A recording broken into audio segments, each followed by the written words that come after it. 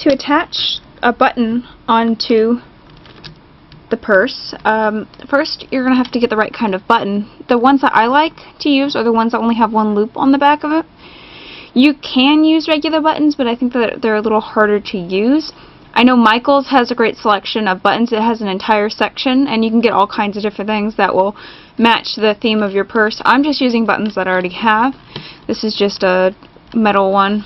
The way that I choose to do my buttons is to use 2 beads, and I will go through one of the beads, then crisscross through the loop on the back of it, and then go through both ends on the second bead, and then tie a knot, go back through, and then through the top bead and back through. So I just weave it in between, back and forth, almost like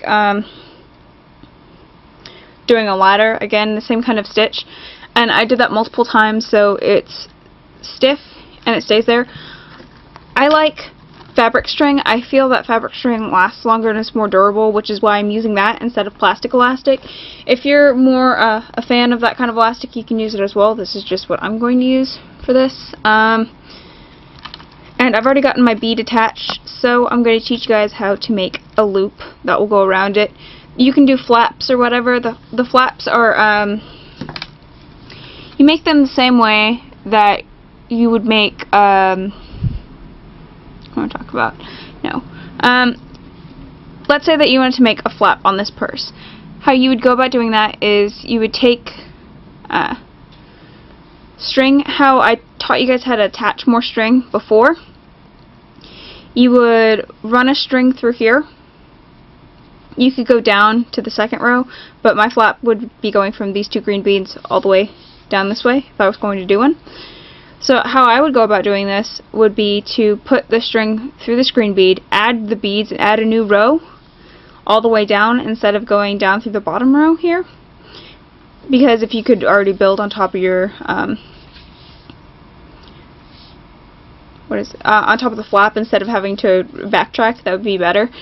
So starting here, you'd fill this all the way up with beads, and then you would string through this bead, and then do the next row, and then when you got to the next row, instead of going around and adding the beads like we have been when we did the panels to make them very square on the ends, you're going to skip adding that additional bead, so it will end up making this triangular shape. If you've ever made a beaded bikini, it's the same kind of process. It's the same thing that we're doing on the beaded bikini, but instead of it being this way when you're building and you're skipping adding the beads to make a triangle, we're doing the triangle this way. So if you know how to do that, that's how you would do the flap. They're super easy to do. If you've ever made the surgical masks, it's the 2 points that you had on the top that you went and looped around to make sure that it wasn't the square. It's the same kind of way that you would do that on here. So use those as references when you're thinking about making a flap. It's just time consuming, and I'm not going to make one for this purse, so if I ever make one in the future though, I will definitely make a video about that. So for my loop, I'm going to go through these 2 beads here because it's right directly above my button. So if you really wanted to, you could go down, but I'm just really going to go across these because I don't feel like hiding it. I don't think it's going to make it any stronger or any weaker from doing that.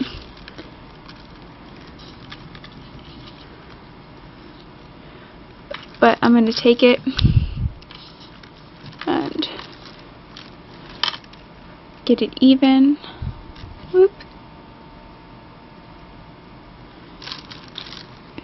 See what it takes to loop around once.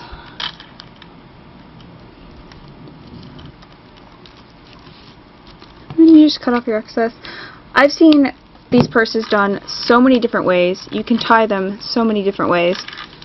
See, and then you just have a loop on the end. So whenever you want to close your purse, you just loop it around the button.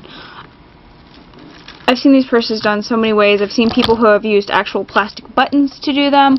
I've seen, like, not buttons, buckles, like the ones that are backpacks. I've seen people sew in zippers. I've seen the flat bags. I've seen messenger bags. The sky is the limit when it comes to these. You can do whatever you want. And it's the same thing with the straps. With the straps, what's common is mostly, you'll see sometimes single or double or even fatty straps. You'll, if you've ever seen the tutorial on my backpacks, oh, I have one right here, I'll just show you. Like, I've done straps like this, where they're just, little, payout straps. And they're done the same way that you do the skeleton. You just do only, like, 3 or 4 rows. And so, there's those straps. There are all different kinds of straps. What I'm going to do for this is I'm going to do, probably a double. And then I want to do fish around it, so when I get my strap on, I'll show you how to attach it to the bag.